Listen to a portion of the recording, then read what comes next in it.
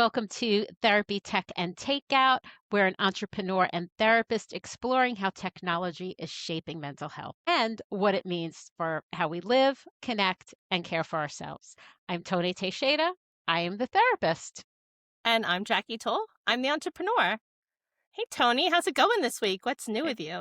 It's going well. It's a good week. We have beautiful weather in the Northeast in New Jersey, so blue skies. Yesterday they were doing. I'm not close, but relatively in the scheme of things to one of the military bases where they have jets Oh, and yeah. fighter, and we had a flyover yesterday. My whole Wow. house was shaking. I That's was so like scary. freaking out because I didn't know what it was. I thought like the aliens are Right? landing or, Yeah. Or an there's a earthquake. You guys get those up there every once in a right. while? Yes, we've had quite a few, but I could feel it was It was like top sound down. over. Yeah. Yeah. So I didn't run outside because I'm like, okay, it's probably just a plane. But then it got louder and louder. And then there was more of it. So it's like for a couple minutes. And I really wish I went outside because I kept thinking, as soon as I go outside, it's going to stop. So I kept telling myself that.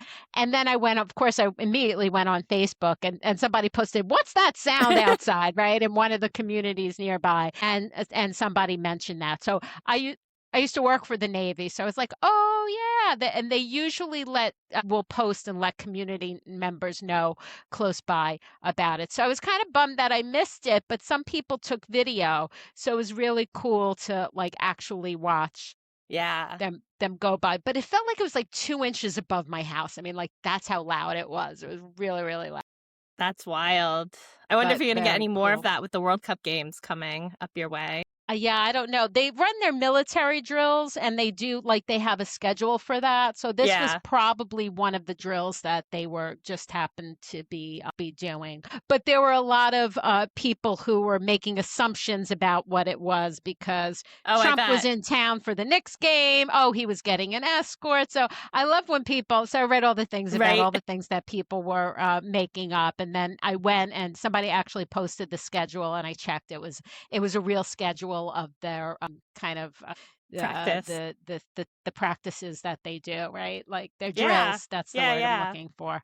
Yeah. So summer's here. It reminded me that summer's here, and there's a lot of stuff happening outside. They do a really cool thing. I don't know if they still do it. They might have stopped during COVID, but they do like the Blue Angels Mm-hmm. will do and they'll open up to the community and they'll have like an air show and stuff. Yeah. So, yeah, really cool stuff.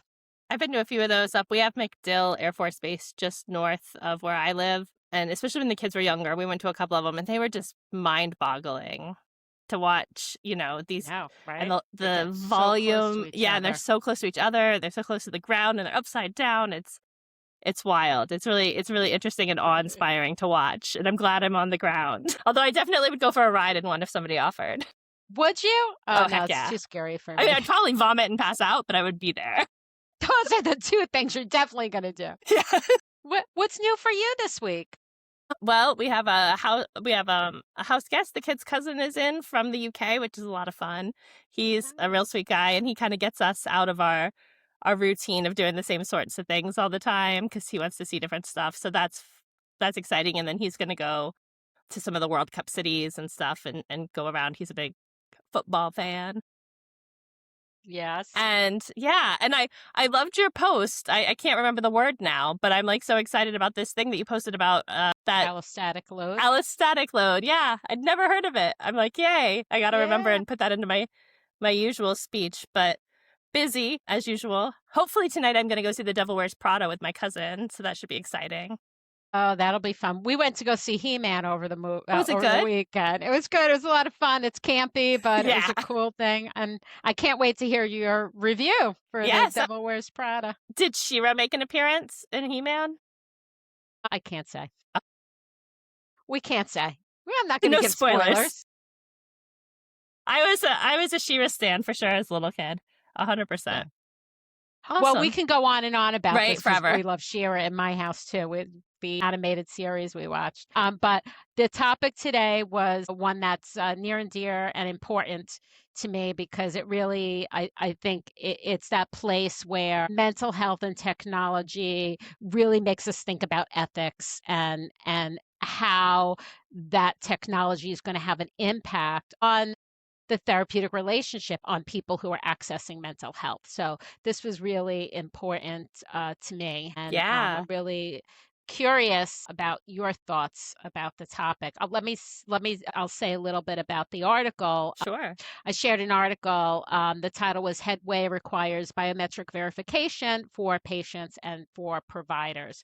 Where was this one from, Jackie? Because we had one from a This different is from platform. Behavioral Health Business. Behavioral health business, yeah. So in April, Headway, which is one of those venture capital platforms that therapists use to see they see clients, but essentially they are employees for Headway. And in April, Headway said that the medication management side of things, that the people who were doing medication management, like the psychiatrists and the nurse practitioners, had to verify themselves using government ID and facial scan recognition, and their patients had to do that as well. So they're rolling it out, and Headway has said they're rolling it out for medication management, but they're going to be rolling it out for the rest of the community there. Isn't So it nice that of them means to get ahead of the regulatory environment for folks?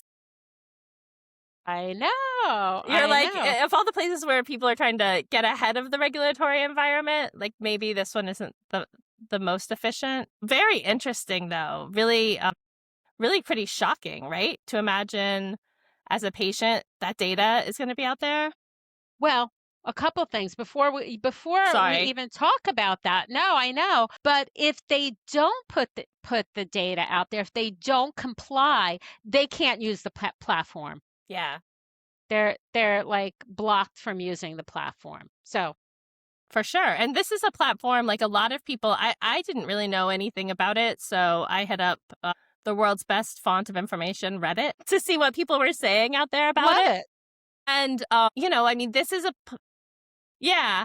Well, about Headway in general, to learn kind of like what people are saying about Headway and how they came to use it and whatnot. And it did seem like a lot, especially during the pandemic, kind of medication management driven stuff for patients. That was kind of how people were coming to this platform because it's like, oh, I can't go in to see my provider. This service will let me do Right. virtual, And for right? some people who didn't even have providers and it was necessary for them, like they didn't have their trusted provider to even call. They didn't Right. have anyone, so they needed to get started. So some of these platforms, of course, it was wonderful and it did really great things by connecting people to a provider as well as therapists. So people who want, and a lot of people, there was a high need, of course, Yeah. during the pandemic for people to seek therapy. On the back end of it, therapists are working for these platforms. They're negotiating kind of rates, and which is, for people who are in private practice and not on the platforms, it's causing issues for people who were trying to get good rates for themselves. Like, in other words, if you weren't on this platform, you could get screwed if you were in network with an insurance company because they're going to give better rates to the Right. To the therapists who are Headway. working on Headway. So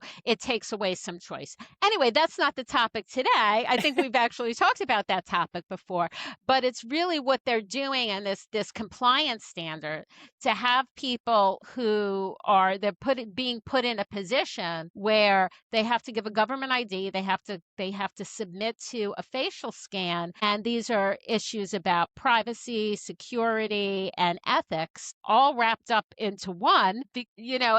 And that issue about not being able to have access to the platform if you don't comply, like Right. this is a direct hit to Yeah. mental health. This technology-based requirement is really tied to people getting access to mental health.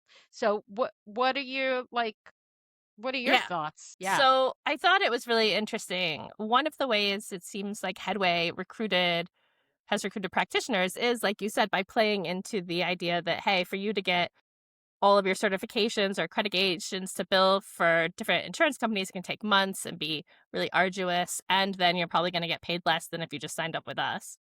But then you lose control over whose network you're in or not. Or then you have to supplement with then going directly or then going through another provider if Headway changes the insurance companies that they work with, which they have.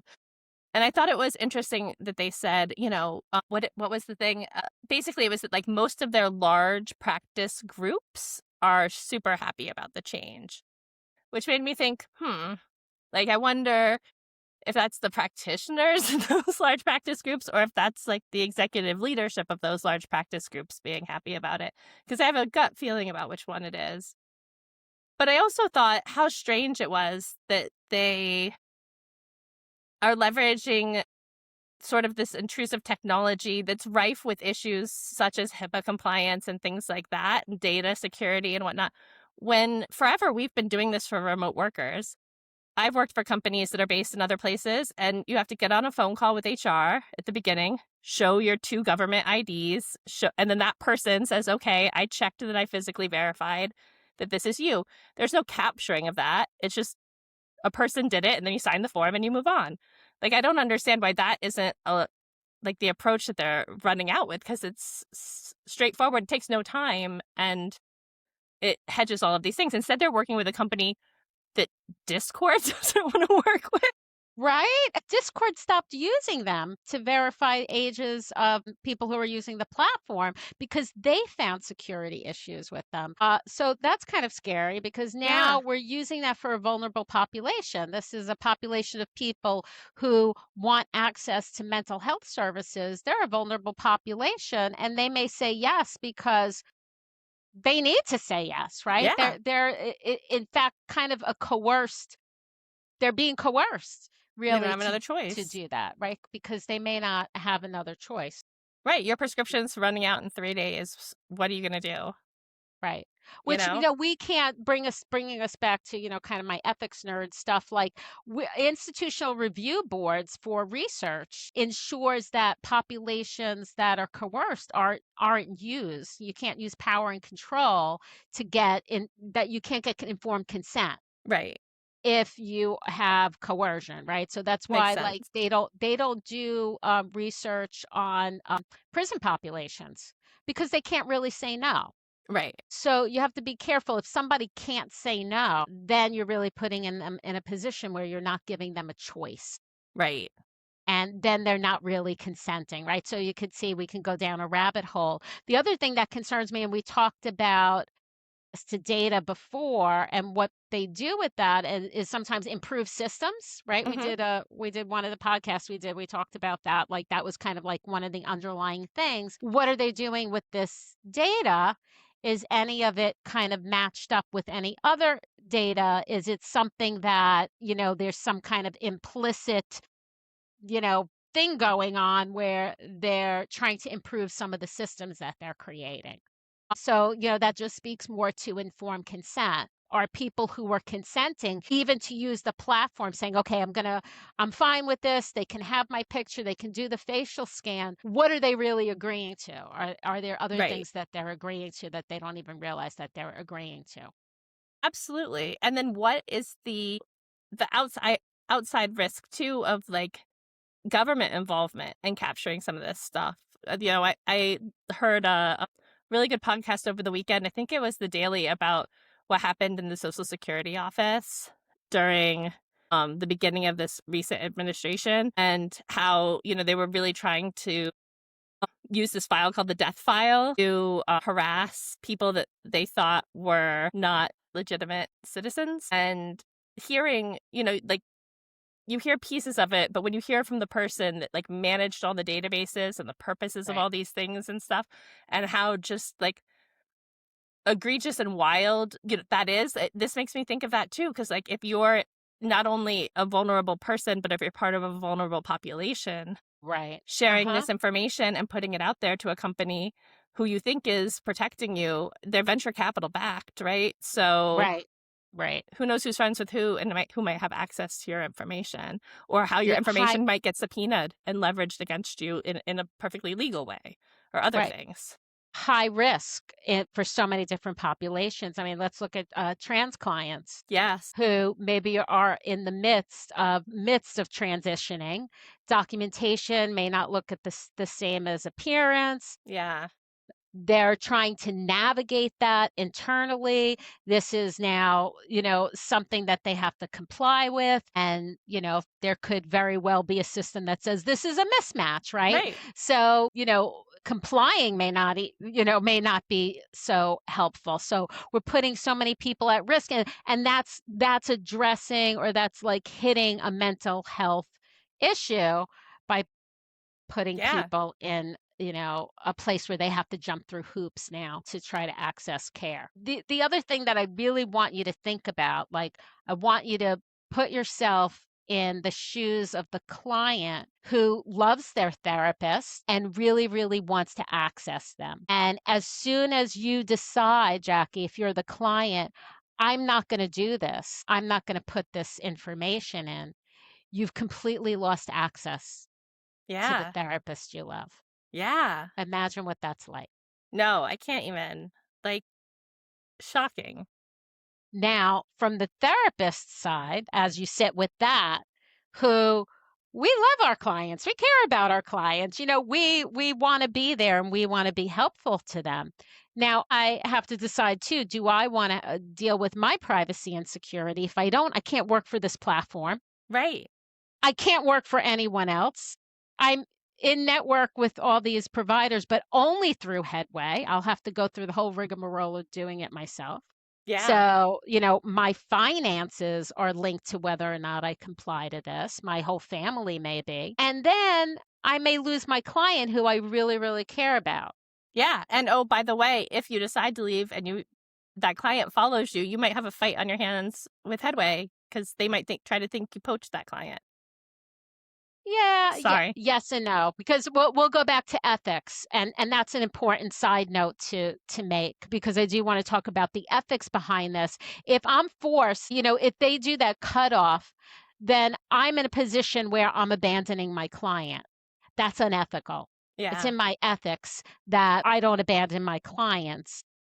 So we have an issue that, who's it going to come down on? It's not going to come down on Headway. It's going to come down on me personally as the therapist who violated my ethical code because I abandoned my client, because that's the therapeutic relationship. If Can I I ask a left, question related to that? yes, go ahead. Because so how does that work if like all of a sudden Blue Cross, like if you're just a private practice and you have your individual contracts with the insurance companies and like one of them says we're not working with you anymore, or one of them says, oh, we're going to give you $1.50 an hour if you want to work with us, or something ridiculous where it makes it impossible. This How do you happens. navigate that? Yeah, I'm sure. It has happened, and it is happening, Yeah. because Alma and Aetna have gotten together to say that right across the board, even the most complex cases, people who are, at the doctorate level are going to get their fee Yeah. bumped down to match everybody else's. And if you go over the 45-minute, you're not getting paid any more for that.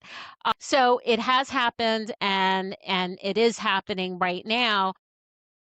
Me as a therapist, what I would do, I would approach my client and really tell them this is what's happening, and I'm not going to work for this platform anymore, and I'm going to stop work. This is the ethical kind of way to do it, right? Yeah. And I'm going to stop working for them in 3 months, which means we can continue to work together, and we can talk about what you want to do. Yeah. Maybe I can refer you to another therapist. Do you want to go out of network? Do you want to do private pay? So I'm going to give options to my clients. Which you have the I choice of doing because there's this like, and it's more attenuated. You can kind of set the timeline with that. You can decide how long. ex- Whereas this is exactly. less so because it's immediate. Don't show your ID, you're off.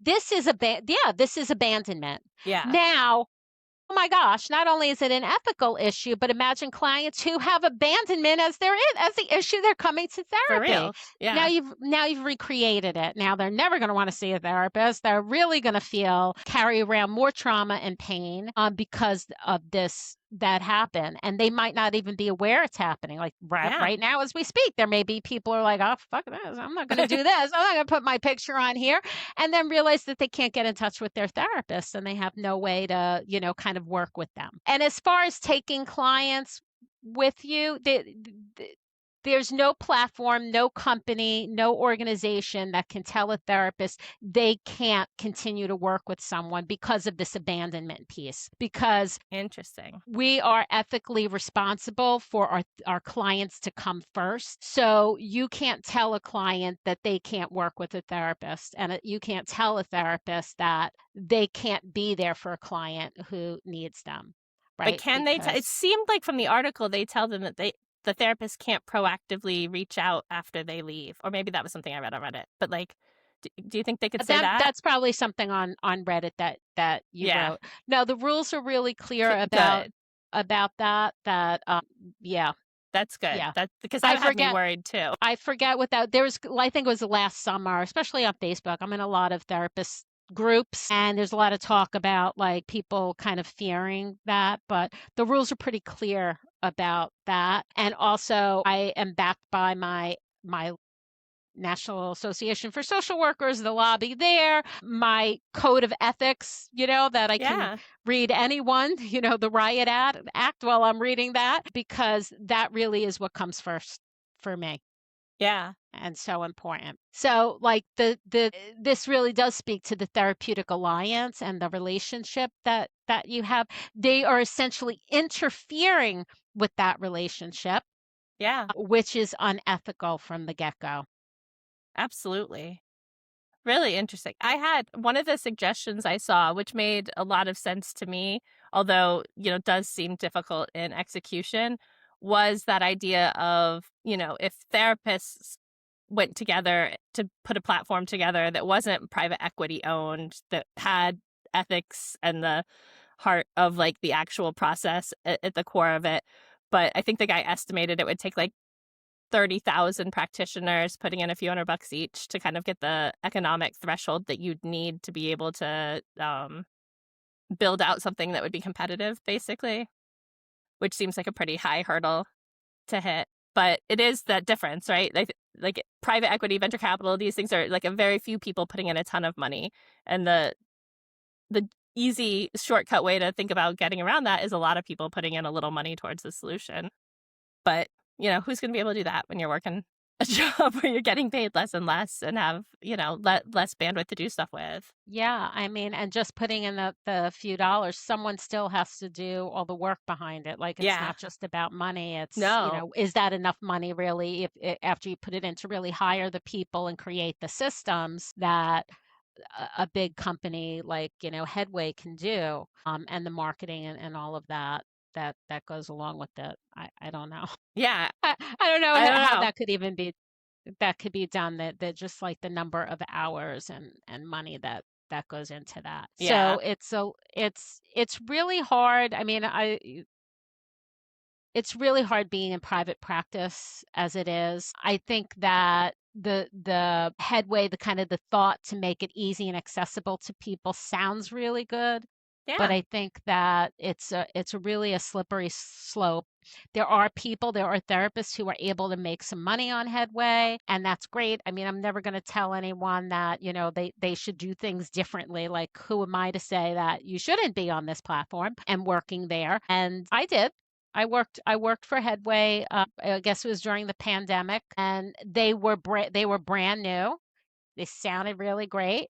I Yeah. got started with them and then decided, it's not for me, and Yeah. went to do my own private practice outside of them. I ended up, I wanted to drop insurance companies anyway. I mean, that was kind of like the road I was going down. But after I left, I started kind of hearing the stories about how they changed and really got much more control over the therapists, Yeah.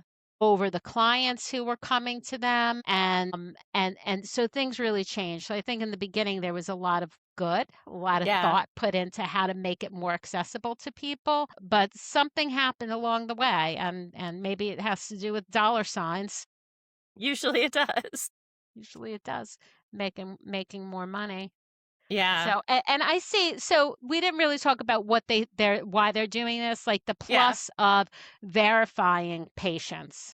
Which makes sense on a logical Right. level, right? Like I want to make sure if I'm writing prescription to you, like you're the person that you say you are. I'm writing it. I know your medical history is your medical history, all that good stuff, right? Exactly.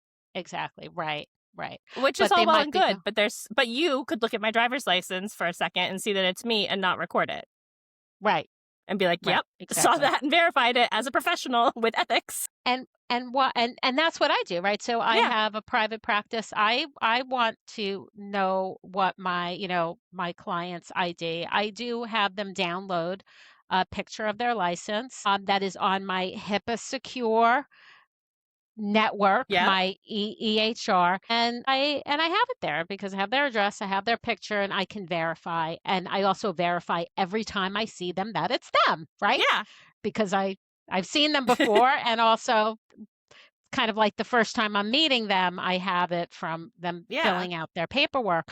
I mean, that's a very easy way to do it. And when I had, before I had an electronic health record and I had like my file drawer with my lock, yeah. I took copies of those things and everything stayed in my file and I was able to do that. So I'm not really sure what the added benefit is of capturing it and keeping it and having a large company like monitor that and do all of that. The therapist who's working with the client could do that in the first Right. session. Yeah, Yeah, absolutely. Easy, it seems like. it Like, seems like it could be easy peasy. yeah, it really felt like I was struggling to find the benefit. I mean, again, the overall idea, I get. Like, I Yes, understand it's important to verify who yes. people are. What troubles you the most? A bit like in the data, there's a license and facial scanning, and they're Where capturing that's it. gonna get used? Who owns that information? Like, why? I don't think we ask that often enough because it's just kind of a default. We get scanned everywhere and stuff, but like, why? I think Right. is an important place Yeah, to be for a while. I'm especially troubled because I'm used to asking for people's licenses. I don't like that they're keeping it, in like this extra system, but I'm especially troubled by the facial scanning. Yeah. I don't understand why that's necessary or what they're doing with that. Yeah. What's that gonna get used for? What is that going to get used for? Why is that used? Why is there another threshold beyond the government identification? That feels a little Yeah. uncomfortable Yeah. I want to use the word suspicious. Like, It does feel what are suspicious. you Yeah. doing with that? Yeah. Yeah. Why Yeah. do you need that? What's Why the do you need purpose of my it? three-dimensional kind of Yeah. profile? So you can unlock my iPhone. But I Interesting. mean, I doubt that's it, right? But like, it's just strange. And why on earth are you using this company that Discord wouldn't use to verify age for Yeah, You know what I mean? Like, right. And Jackie, in this day and age, when we have all these data breaches happening, terrifying. it's terrifying. Yeah. It is really terrifying. They're like so close to almost doing that step where they might ask for like fingerprints Yeah. Yeah. because a facial scan is kind of like that's a very individual. Seeing a 2D picture is one thing, right? And Oh, yeah. All those right. points and stuff. Yeah. It's This is wild. like it's kind of like a fingerprint, Yeah. right? Absolutely. Or a retinal scan. Yeah. Yeah. Don't love it. Yeah. Glad that it is getting some media attention so that people out there can know, like, "Ooh, I got asked this. Ooh, it feels icky." What if people find themselves in that situation and they don't want to comply? Can they reach out to their therapist independently? Do they have their contact info? Don't know. I don't, it's so individual, Jackie, how people are, what they're doing on these Interacting on the platforms platform? and Yeah. what they're allowed to do. Who knows? Headway may say, you're not allowed to give your client information, or you have to use our electronic health record, so you can't have them contact you through theirs, or they Right. can't go on your platform. I don't know what that looks like, but I would definitely say that if you are a client on one of these platforms, you might want to talk to your therapist, knowing that this is happening. It's probably going to get rolled out to the general population Yeah. that's using that platform. Right now, it's for the medication piece. But I would say talk to your therapist now, know that this is rolling out, and make a plan and a determination about what you want to do. Like have an honest conversation about how you feel about the privacy and the security of doing that. Decide whether or not you want to do it, and then create a backup plan with your therapist. Like, maybe it's seeing another therapist, or maybe your therapist is thinking of leaving the platform, and you could talk about how you might continue in the future. But knowledge is power. And Yeah. it's important to really know that this is happening and make a plan. Get ahead Yeah, of it. get Yeah. ahead of it. But it saddens me so much because I'm just thinking about the vulnerability of people who might feel like they have nowhere else to go. They might have this conversation and then say, well, what am I going to do? I Yeah. really feel like I have to do this. And I've spent so much time and energy, like, getting to this place with Right, a person. To have to start over again can feel, like, overwhelming, I would imagine it to some folks. And right. really, like, just put Yeah, a big old kink in, like, the healing process. right. Yeah. So, and Yeah. and for therapists that are on these platforms and their livelihood is tied to them, they too are vulnerable Oh, because yeah. therapists we don't make a lot of money, and a Right? lot of us have, You don't have a bills PJ, for, Toni? Come on. no, and trying to pay back student loans Right? and like trying to raise families, and yeah, Yeah. so being a therapist can put you in a very vulnerable position as well financially. So it's not good news. I wish we had good news to talk about today, Jackie. I know. Well, sometimes we gotta face the fact that it's not all good out there.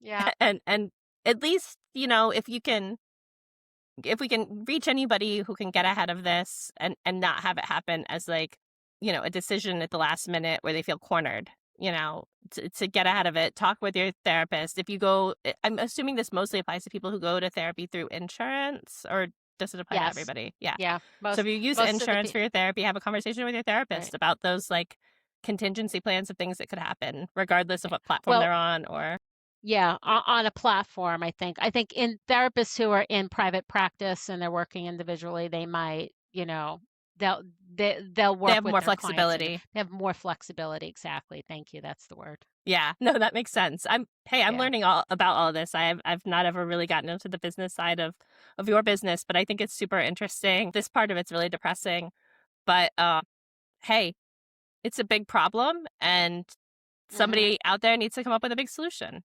Yeah. You know, Yeah.